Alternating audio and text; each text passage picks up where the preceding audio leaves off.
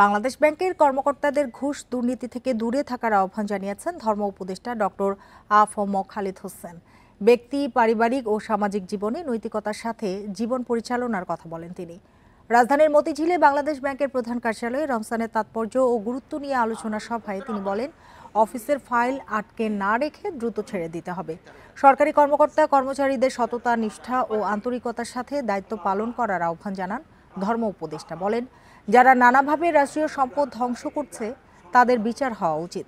অর্থনৈতিক ও জনস্বার্থে সবাইকে নিষ্ঠার সাথে কাজ করার আহ্বান জানান ধর্ম উপদেষ্টা। তার মনের ভিতরে কত দুঃখ, যখন দোকান থেকে কিছু কিনে চ্যারিটির জন্য রেখেছে, আর করবো না, আল্লাহর সাথে ওয়াদা করবো। বন বিভাগে চাকরি করলে সঞ্চিত পাপরাশি জানে যে আমি সব, আমরা যদি করতে না পারে, যদি কোনো ওই 13 তারিখ আমি দাওয়াত নিয়েছি, এটা সোনার গা পাখি আল্লাহ আল্লাহ আপনার জীবন কোথায় কাটে এটা হাজিরা দাও। এই তিনটা সোনার গা হোটেলে ঢুকার সুযোগ দেব, শপথ নেব, ব্রতপাল নেব।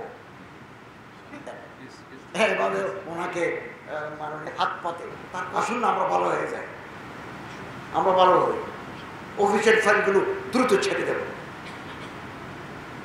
এই আমি যেখানে বসছে নিচে ফাইল ঢুকে রাখি, যদি আর্গুমেন্ট করেন পার্টির সাথে, তাহলে তার হলো না। লাল ফিতার ভিতরে যদি ফাইল বন্দি থাকে, ফর গ্যাস টুগেদার, মাছ টুগেদার, হবে না। এই জগতের পর আরো জগৎ আছে।